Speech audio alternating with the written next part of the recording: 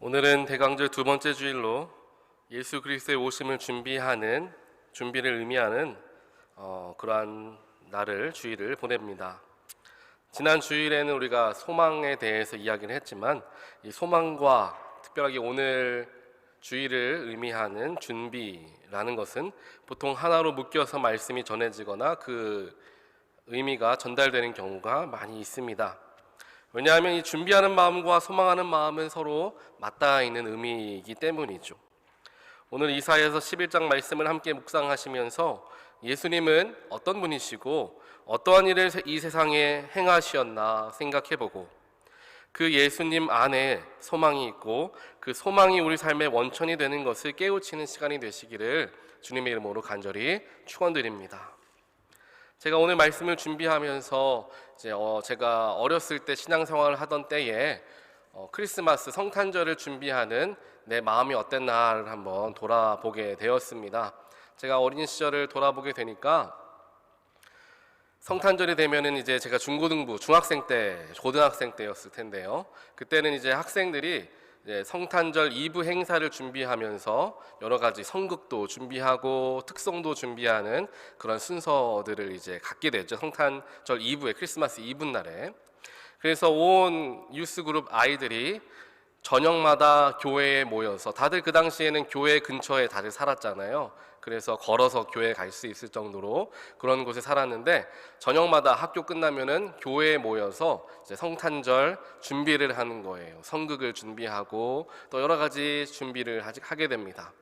그러면은 이제 학생이니까 학생들이 서로 모여서 성탄 준비를 하고 또 여러 가지 저녁도 같이 먹고 하면서 재밌잖아요. 그래서 학생들이 그 자리에 오는 것을 굉장히 즐겨했던 기억이 있습니다. 저 역시 이제 중고등학교 때 그 자리가 항상 기다려졌고 성탄절이 있는 12월만 되면은 마음이 설레고 빨리 교회에 가서 친구들과 함께 성탄절을 준비하면 좋겠다라는 마음들이 이제 많이 있었던 기억이 있습니다. 그런데 그렇게 성탄절을 잘 준비해서 크리스마스 이브 날 저녁 6시 혹은 7시에 성탄절 행사를 하죠. 성탄절 행사가 끝나면은 교회에서 간단하게 준비된 이제 간식을 먹고 이제 학생부들은 따로 학생 교육관에 모여서 이제 게임도 하고 선물도 나누고 하는 그런 일들을 하게 됩니다. 그리고 나서 이제 새벽송을 돌러 이제 마을 곳곳으로 이제 나가게 되죠. 새벽송을 다 돌고 이제 교회로 다시 돌아와서 그 다음 날 있는 새벽 예배에 참여하고 그 다음 날 또 성탄일 예배를 드리고 이제 집으로 돌아갔던 기억이 있습니다. 그런데 그때 생각해 보면은 성탄 주일까지 가는 모든 길들은 굉장히 마음이 설레고 기쁘고 즐거운 날이었지만 성탄절이 딱 끝나고 모든 예배가 끝난 후에 집으로 돌아가는 발걸음은 조금은 허탈한 마음이 더 많이 있었던 것을 기억을 하게 됐어요. 그러면서 오늘 말씀을 준비하면서 왜 그때에는 성탄절이 끝나고 나서 왜 내 마음속에 허탈한 마음이 있었을까라는 생각을 조금 해보게 되었습니다.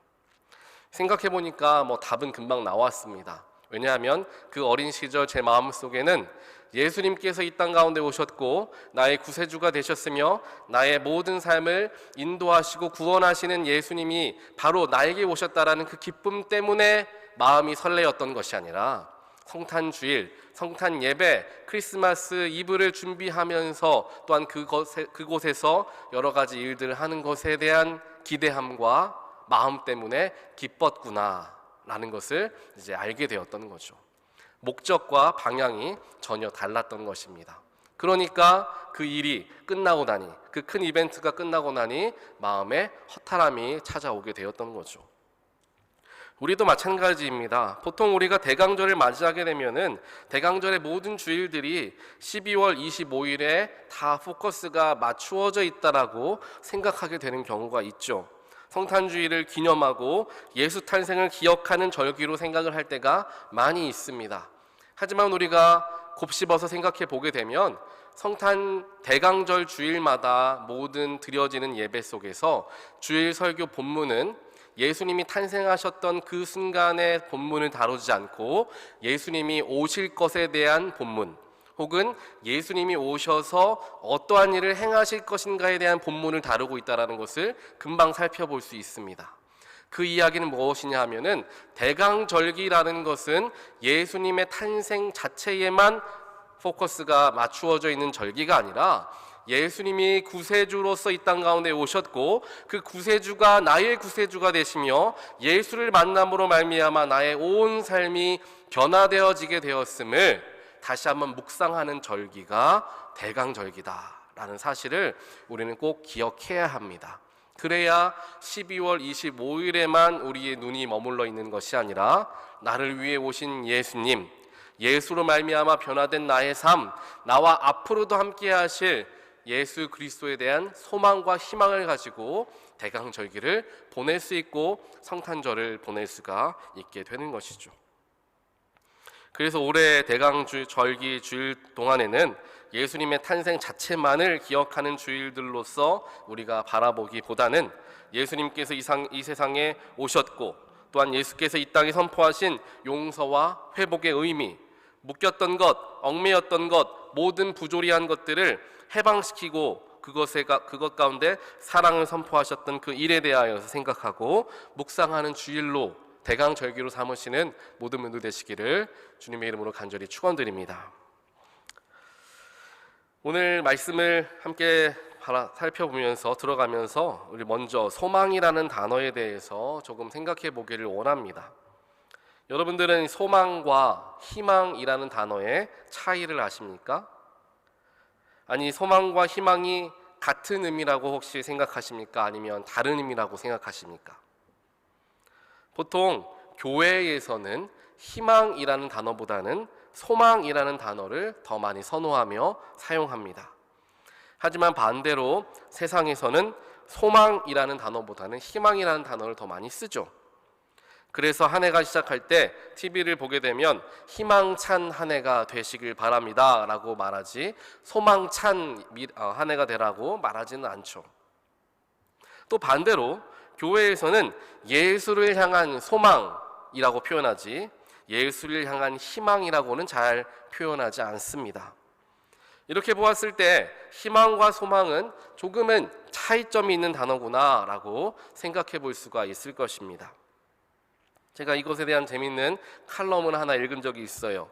백석대학교 총장이셨던 최갑종 목사님께서 칼럼을 쓰시는데 이거를 잘 구별해서 설명을 하시는 거예요.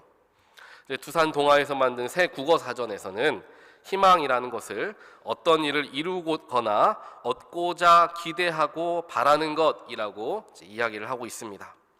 그리고 소망이라는 것은 바라는 바, 소원, 희망으로서 설명을 하면서 두 단어가 의미상 같은 말을 뜻한다라고 국어 사전에서는 이야기를 하고 있다라는 것이죠. 만일 의미가 같은 말이라면 왜 기독교에서는 소망이라는 말을 더 고집할까 생각해 볼 수 있죠. 사실 이 희망이라는 단어는 아직 현존하지 않지만 미래에 실현되기를 기대하고 기다리는 것을 뜻하는 단어가 바로 이 희망입니다. 그리고 이 희망의 주체는 바로 사람이죠. 따라서 사람이 어떤 것을 희망은 하지만 그것이 이루어지지 않을 수도 있다라는 뜻을 조금은 내포하고 있는 단어가 희망입니다. 희망하지만 안 될 수도 있다라고 이야기할 때 희망이라는 단어를 쓰죠. 하지만 성경에서 사용하는 이 소망이라는 단어는 희망과는 조금 다른 차원의 의미가 담겨져 있습니다. 성경에 따르면 이 소망은 하나님의 사역과 굉장히 깊게 관련이 되어져 있습니다. 그리고 소망의 근원은 또한 주체는 사람이 아니고 하나님이신 것을 성경에서는 분명하게 이야기하고 있습니다. 소망이 사람에게서 있는 게 아니라 오직 우리 주 여호와에게 있도다라고 이야기를 하는 것이죠. 그래서 희망이라는 단어는 사람이 주체라고 한다면 소망이라는 단어의 주체는 바로 하나님이 되어 주신다는 사실입니다. 그렇기 때문에 소망의 내용은 하나님의 약속이고 이 약속은 예수 그리스도 안에서 이미 성취되어졌기 때문에 또한 앞으로도 완성되어지고 있기 때문에 이 소망이라는 것은 조금 더 영적인 단어로서 우리는 살펴볼 수 있고 받아들일 수가 있게 되는 것입니다. 이처럼 성경에서 소망은 삼위일체 하나님, 즉 하나님과 예수님과 성령님의 사역과 깊이 연결이 되어져 있기 때문에 반드시 이루어지는 것을 의미할 때 소망이라는 단어를 성경에서는 사용하고 있다라고 우리는 생각해 볼 수 있습니다. 결국에 이 소망이라는 것은 하나님께서 우리에게 허락하여 주신 언약의 약속의 말씀이 되고요. 그 약속의 말씀은 예수 그리스도가 되시며 그 예수 그리스도는 이미 그에게 맡겨진 사명을 성취하신 분이고 성령을 통하여서 앞으로도 완성해 나아갈 것임을 믿는 것, 그것을 두고 우리는 소망이다라고 이야기하는 것이죠. 그래서 희망은 인간에 속한 것, 혹은 이루어지지 않을 수도 있는 것이라고 한다면 소망은 하나님께 속한 것, 반드시 이루어지는 것으로 요약해 볼 수 있을 것입니다. 그리고 이 소망이라는 것에 큰 특징이 하나가 있는데요. 그 특징은 바로 어두운 중에, 연약한 중에 더욱 밝아지고 더욱 짙어진다라는 사실입니다. 가장 어려운 때, 힘든 중에 걸어가고 있는 때에, 삶의 어두움 가운데 있을 때에 우리 마음속의 소망은 점점 더 커져가는 것을 우리는 경험합니다. 많은 것을 누리거나 많은 것을 가지고 있을 때에 소망이 더욱 커진다라고 우리는 이야기하지 않고 생각하지 않습니다. 하지만 어려운 중에 소망함이 더욱 커지고 더욱더 주를 바라보고 나아가는 그러한 마음들이 우리 속에서 나타나지게 된다는 거죠. 그래서 소망은 어두운 중에, 연약한 중에 더욱 밝아지고 짙어진다라는 특징이 있다는 사실입니다. 오늘 우리가 함께 묵상하고 대하는 이사야 11장에서는 예수 그리스도에 대한 소망이 예언되어진 말씀이 됩니다. 예수께서 탄생하시는 것에서부터 하나님의 계획하심 아래에 있었고, 예수께서 이 세상에 하실 일들 또한 하나님의 계획하심 아래에 있었으며, 예수께서 승천하신 후에 성령의 사역이 시작되는 것조차 하나님의 계획 아래에 있었음을 분명하게 오늘 본문은 이야기합니다. 그것이 우리가 진정으로 붙들어야 할 소망이 되는 것이고, 그 소망을 붙들었을 때 모든 것은 가능해진다라는 것을 오늘 말씀을 통하여서 우리는 깨달을 수 있게 됩니다. 대강절기 동안에는 이제 영어 예배와 한우 예배가 같은 본문과 같은 주제를 가지고 말씀을 나누게 됩니다. 오늘 아침에 있었던 영어 예배에서도 소망은 모든 것을 가능케 한다라는 주제를 가지고 말씀을 함께 나누었는데요. 이렇게 온 온타리오 교회 성도들이 한 마음이 되어서 예수님께서 우리에게 어떤 의미로서 다가오시는가, 또한 예수는 이 세상에 무엇을 선포하셨고 어떠한 일을 하셨는가에 대하여서 알아가는 절기, 또한 함께 소망을 품고 주님의 사랑을 품게 되는 교회로 나아가기 위한 그러한 목적을 가지고 이 대강절기를 우리는 함께 말씀을 동일하게 묵상하고 있는 것입니다. 오늘 말씀에서도 분명 그 소망에 대해서 이야기하시죠. 보통 예수님께서 오셔서 우리에게 하신 일을 떠올려 보면 나를 구원하신 것, 나의 죄를 사하여 주시고 천국의 열쇠를 나에게 허락하여 주신 것으로 생각하는 경우가 많이 있습니다. 그런데 오늘 말씀을 보면 예수님께서 장차 오셔서 이 땅 가운데 혹은 나에게 행하실 일에 대하여서 예언의 말씀이 기록되어져 있는데, 그 말씀을 차근차근 살펴보면 예수의 구주되심이 사람 개인에게 머물러져서 표현되어지기보다는 세상과 지구 모든 곳에 만물에 영향을 미치고 또한 거기에서 행하실 예수의 사역에 대하여서 오늘 말씀은 그리고 있다는 것을 우리는 금방 발견할 수 있습니다. 함께 읽었던 4절과 5절을 보면은 예수님은 가난한 사람과 억눌린 사람을 해방시켜 주시는 분이다 라는 것이 잘 그려져 있습니다. 악을 심판하시고 정의와 성실을 행하시는 예수의 모습이 더욱 강조되어져서 그려지고 있습니다. 그리고 6절부터 마지막 함께 읽었던 10절까지 말씀을 보게 되면 예수의 두 번째 오심에 대하여서도 예언을 하고 있는데요. 그날이 오면으로 두 번째 오심을 표현하고 있습니다. 그날이 오면 강자와 약자의 구분이 사라지게 되고 서로 해치거나 파괴하는 일이 없어지게 될 것임을 그리고 있습니다. 그래서 6절부터 마지막 10절까지의 이 말씀을 가지고 저 역시 주일학교 때 찬양곡으로 많이 불렀던 기억이 있습니다. 사막에 샘이 넘쳐 흐르리라, 이런 찬양 다들 기억하실 거예요. 오늘 말씀을 가지고 그 찬양곡을 만들게 되었습니다. 이렇게 모든 강함과 약함이 다 사라지고 높고 낮음이 사라지게 되는 때가 바로 그날 예수가 이 땅에 다시 오시는 날 이루어지게 되는데, 이사야는 이것에 대한 이유를 조금 더 자세하게 설명하고 있습니다. 이 부분은 이제 메시아 예수에 대한 이제 신학적으로 대하여 신학적으로 해석되어지는 부분이기도 한데요. 이제 9절 후반부를 보게 되면 위와 같이 되는 이유, 강함과 약함이 사라지고 높고 낮음이 사라지게 되는 그 이유는 무엇이냐, 왜 그렇게 되느냐에 대한 이유가 9절 후반부에 나옵니다. 왜냐하면 9절 마지막에는 뭐뭐 하기 때문이다 라고 이야기하기 때문이죠. 그 이유가 나오고 있는데요, 우리가 새벽 시간에 계속해서 묵상해왔던 요엘서에서도 나오고요, 또 에스겔서에서도 나오고 있는데, 그날이 오면 동일하게 요엘서와 에스겔서에서도 그날이 오면으로 표현하고 있습니다. 그날이 오면 어떤 일이 일어나느냐, 시온에서 한 물이 나와서 시딤 골짜기, 즉 아카시아 나무밖에 자랄 수 없는 그러한 척박한 지역까지 그 물이 흘러 넘치게 될 것임을 요엘서와 에스겔서에서 예언하고 있고요, 오늘 이 예언이 메시아 예수에 대한 예언으로서 이사야서에서도 동일하게 기록되어지고 있습니다. 그렇기 때문에 오늘 본문 말씀의 9절에 나오는 물이 바다를 채운다라는 의미 역시 예수로부터 흘러나오는 물이 바다를 채우고 덮게 됨을 이야기하는 거죠. 온 세상에 주님을 아는 지식, 즉 복음이 가득해지게 되었을 때 천국이 임하게 될 것임을 9절은 이야기하고 있는 것입니다. 이렇게 이사야서 11장 말씀은 예수에 대한 소망이 가득한 말씀입니다. 예수님의 다시 오심을 소망하는 우리 그리스도인들이 해야 하는 일은 바로 주님을 아는 지식이 온 땅에 전해지도록 하는 일이 될 것입니다. 그래야 예수님께서 다시금 오신다라고 분명하게 예언하고 있기 때문이죠. 예수님의 초림의 때에 세상이 악으로 가득한 어두운 세상이었던 것과 같이 예수님의 재림의 때 역시 세상에는 악이 가득하게 될 것입니다.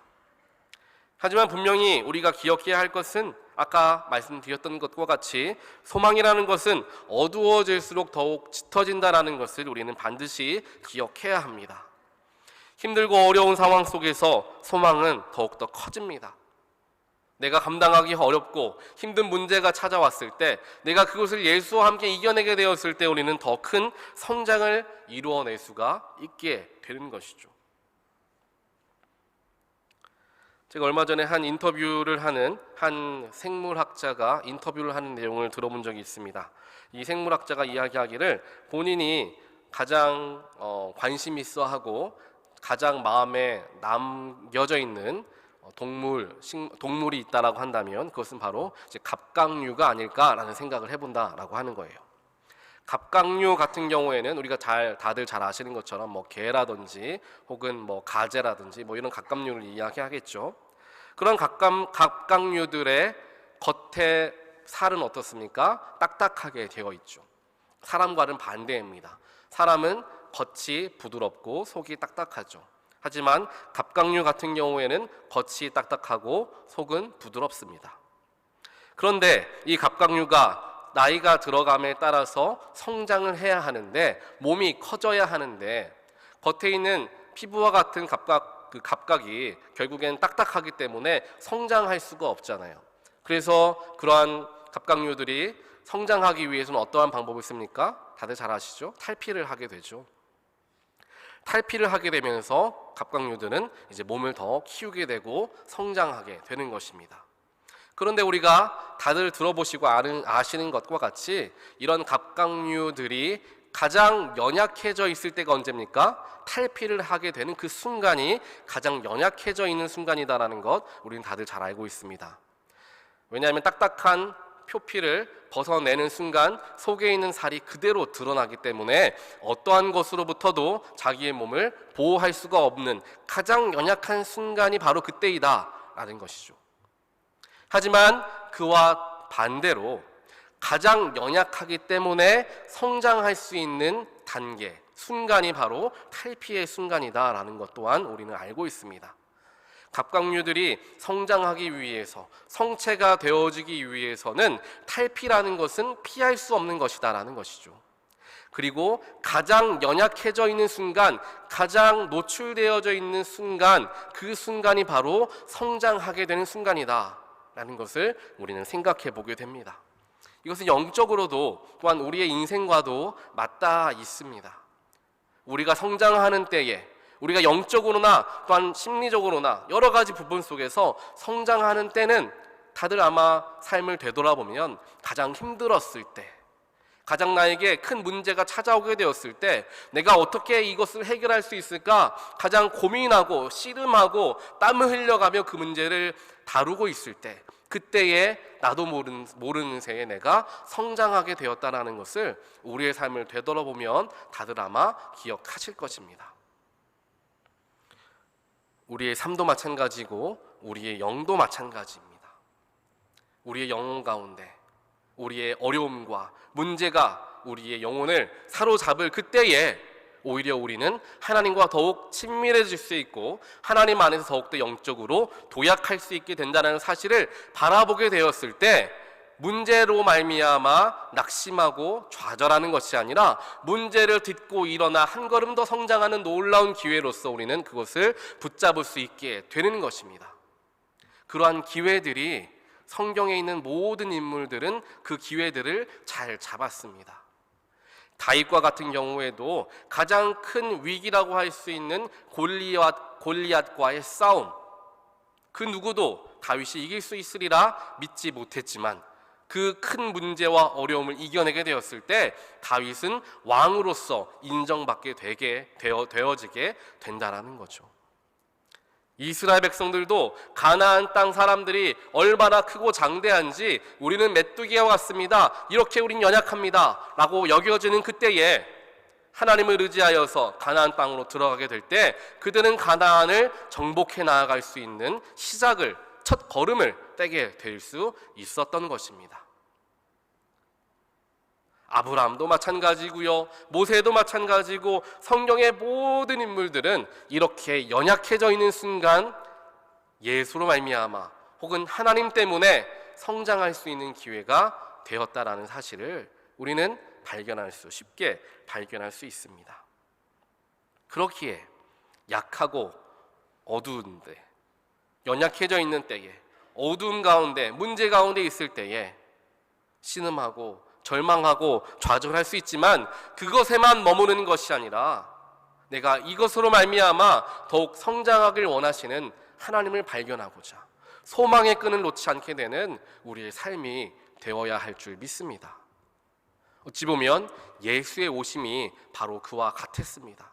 가장 어두울 때에, 하나님의 말씀이 끊어져 있는 그때에, 암흑과 같은 그때에 예수님께서 오셨고 그 빛이 너무너무 밝고 너무도 크니 수많은 사람들이 예수라는 빛에 모여들게 됨으로 말미암아 지금 2000년이 지난 오늘까지 우리에게 전해지고 있다는 사실입니다. 그리스도인들이 지금 해야 하는 일은 바로 주님을 아는 지식인 복음을 전하는 일이다라고 또한 우리는 살펴보게 되었습니다. 오늘 말씀에서 그렇게 이야기하죠. 물이 바다를 덮음과 같이 여호와를 아는 지혜가 온 땅에 편만하게 되었을 때에 예수의 구원이 임하게 된다는 말씀이 오늘 성경에서는 이야기를 하고 있습니다. 그렇다면 그리스도인들이 해야 할 사명은 바로 이 복음을 전하는 일, 정말 지식을 전하는 일, 그것이 된다는 것을 우리는 금방 쉽게 알 수 있죠. 그렇다면 예수님이 어느 순간 재림하실 때 아무런 준비 없이 그 순간을 맞닥뜨리는 것이 아니라 그때를 늘 준비하며 우리는 살아가야 한다라는 사실입니다. 그래야 심판의 때, 재림의 때에 주님께서 기쁨으로 우리의 이름을 불러주시는 것이죠. 마치 찬송가에 나와 있는 것과 같이 나팔 불 때에 나의 이름을 부를 때에 내가 잔치에 참여하겠네와 같은 내용이 되는 것입니다. 준비라는 것은 그때를 위해서 흘리는 땀이고 눈물이며 인내의 시간입니다. 요즘에 월드컵으로 온 세계에 열기가 가득한데요. 제가 이 설교 말씀을 준비한 게 지난 목요일이었어요. 그런데 이제 금요일 날 우리 마지막 경기가 있었잖아요. 예선전 마지막 경기가 있었잖아요. 근데 제가 오늘 말씀을 준비하면서 월드컵 얘기를 조금 얘기를 하려고 하는데 저는 당연히 이제 포르투갈전에서 한국이 질 것이다라고 예상을 하고 질 것으로서 이제 설교문을 쓴 거예요. 그래서 설교문을 보면은 우리 한국은 조금 아쉬운 성적으로 일찍 마무리하게 되었습니다라고 제가 이렇게 쓴 거예요. 그럼 제가 이렇게 쓰고 나서 내가 참 믿음이 없었구나라는 것을 잘 깨닫게 되었습니다. 믿음을 가지고 포르투갈 이길 것이다라고 제가 설교문을 썼어야 되는데 쓰지 못하고 믿음 없는 이야기를 제가 이렇게 쓰게 됐는데 우리 감사하게 이기게 됐죠. 이렇게 월드컵의 열기가 굉장히 가득합니다. 축구 광고를 제가 한번 보는데 이런 광고 문구가 있었어요. 축구 경기는 90분에서 100분 정도 경기가 진행되는데 한 명의 선수가 축구공을 점유하고 있는 시간은 총 3분이라고 합니다. 90분, 100분 중에 축구공을 점유하고 있는 시간은 축구 선수당 한 사람당 총 3분이라는 거죠. 이 3분이라는 짧은 시간을 위해서 축구 선수는 100분 동안 쉬지 않고 97분 혹은 87분 동안 쉬지 않고 계속해서 움직이고 그 볼을 받기 위해서 공간을 만들고 수없이 넘어지고 쓰러지면서 혼신의 힘을 쏟아 경기에 임하고 있었다라는 것입니다. 이것이 바로 본인에게 기회가 왔을 때에 그 기회를 완벽하게 잡기 위한 사람이 준비하는 모습이다라는 거죠. 3분의 시간을 위해서 나머지 97분간의 시간 동안 내가 계속해서 몸을 움직이고 내가 자꾸만 뛰어야지 공간을 만들어야지 그 공을 잡을 수 있게 되는 것이고 그 기회가 찾아왔을 때 골로 연결할 수 있게 되는 것입니다. 하지만 3분 동안 총 공을 잡을 수 있으니까 97분간은 아무것도 하지 않고 내가 있는다라고 한다면 그렇게 한다면 3분 동안 나에게 기회가 주어지게 되었을 때 그 기회를 놓칠 수밖에 없는 것이죠. 우리 그리스도인들도 마찬가지가 아닐까라는 생각을 해봅니다. 예수님을 만나는 순간, 성령이 충만하여 기쁨이 가득한 순간, 예수로 인하여 구원의 축복을 받는 순간, 그 순간 너무도 감격스럽고 너무도 기쁜 순간이죠. 하지만 그 순간만을 기억하고 그것만을 바라보고 살아가기보다는 매 순간 최선을 다하며 예수님을 만날 그날을 준비하며 살아가는 것이 훨씬 더 값지고 현명한 삶이 되어질 것이다 라는 생각을 하게 되었습니다. 어둡고 힘든 순간을 지날 때에 그 상황 때문에 소망까지도 잃어버리는 우를 범하지 않는 저와 여러분 되시기를 주님의 이름으로 간절히 축원드립니다. 예수는 소망으로 이 땅에 오셨고 우리 각 사람의 마음에 오셨습니다. 예수와 함께하는 사람은 무슨 말을 하던 무슨 행동을 하던 소망을 표출하며 살아가게 되어 있습니다. 부정적인 이야기보다는 긍정적인 이야기, 포기하고 좌절하는 행동보다는 소망으로 힘을 내는 행동으로 살아가야만 하는 것이 우리 그리스도인들의 진정한 삶의 모습이 되어지는 것이죠. 하지만 자꾸만 사탄 마귀는 우리의 이렇게 귀한 영적인 정체성을 왜곡시키고 스스로 잊어버리도록 우리를 속입니다. 그때에 우리는 당당하게 외칠 수 있어야 하는 것이죠. 나는 예수와 함께하는 사람이다. 예수가 함께하시니 이러한 어려운 순간에도 나는 감사하고 기쁘다라고 고백할 수 있어야 하는 것입니다. 그러한 희망찬, 그러한 소망이 가득한 삶을 살아갈 때 우리의 모습을 통하여서 예수의 빛은 자연스럽게 드러나게 되는 것입니다. 여러분들이 지금 팔이 아프시면서까지 편지를 열심히 쓰고 계시다라는 이야기를 들었고요. 그게 조금은 부담되지 않을까 염려하는 마음도 있었지만 지난 토요일과 오늘 이야기들을 들어보니까 여러분들이 아주 기쁨과 감사함으로 편지를 쓰고 계시다. 팔은 조금 아프지만 잘 쓰고 계시다라는 이야기를 하시는 걸 듣고 참 감사하다라는 생각이 들었습니다. 또 제가 편지를 쓰긴 썼지만 펜으로 쓰다 보면은 편지의 양이 조금 길지 않나라는 걱정도 조금 있었어요. 그래서 오늘은 조금 간략하게 좀 줄여진 내용을 드려야 되지 않나라는 생각을 했는데, 성도님들께서 참 좋다라고 말씀을 많이 하시는 게, 오히려 이 편지지를 남겨놓는 것보다는 꽉 채워서 쓰는 게 받는 사람이 더 기쁘지 않겠느냐, 거기까지 또 생각을 하시더라고요. 받는 사람을 생각하니까 그런 마음을 말씀을 하시는 거겠죠. 그래서 감사하게 저희들이 편지를 잘 쓰고 있습니다. 편지를 한 글자 한 글자 쓰시면서, 또한 본인의 이름을 그 자리에 마지막에 쓰시면서, 정말 이런 날이 오면 좋겠어요. 내년에 1월 첫 번째 주일이 왔을 때 우리에게 누군가가 편지지를 들고 오면서, 전재홍이라는 사람이 누굽니까? 제가 이 사람한테 편지 받고 교회에 왔습니다. 김종필이라는 사람이 누굽니까? 제가 이 사람 편지 받고 교회에 왔습니다. 이러한 일들이 일어나게 되기를 간절히 소원합니다. 이렇게 우리가 누군가가 내가 쓴 편지를 받고 교회에 오게 되었을 때, 물론 혹시 오지 않더라도 하나님이 우리의 모든 수고와 노력을 받아주신 줄 믿고, 감사하게 하나님께서 새로운 영혼을 우리 교회 가운데 보내주셨을 때, 내가 팔이 아팠지만 힘들었지만 쓰고 내가 하나님께 마음을 담아서 이렇게 편지를 드리니까 이렇게 열매를 맺는구나, 얼마나 귀한 자리가 될지 상상을 해봅니다. 이러한 귀한 일들이 우리 온타뉴 교회 2023년에 일어나게 되기를 주님의 이름으로 간절히 축원드립니다. 그러한 마음으로 우리가 나아갈 때, 소망을 잃지 않고 나아갈 때, 소망이라는 것은 환경과 여건에 좌지우지되는 것이 아니라 항상 우리 가운데 예수가 함께 하시는 것과 같이, 성령이 함께 하시는 것과 같이 소망은 변하지 않는다는 사실을 꼭 기억하시면서, 상황 때문에 소망을 잃어버리게 되고 여건 때문에 소망을 잃어버리게 되는 사탄 마귀의 계략에 넘어가지 않고 오히려 승리하게 되고 소망을 더욱더 굳게 지키게 되는 온타리오 교회 모든 성도님 되시기를 다시 한번 주님의 이름으로 간절히 축원드립니다. 기도하겠습니다. 사랑의 하나님, 감사합니다. 오늘 말씀을 통하여서 예수의 오심을 준비하고 소망하는 우리들이 가져야 할 삶의 자세와 태도에 대하여서 다시 한번 생각해 보게 하여 주심에 감사합니다. 예수님은 이미 우리에게 구세주로 다가오셨습니다. 우리 마음속에는 누가 뭐라 해도 예수님이 함께 하시는 줄 믿습니다.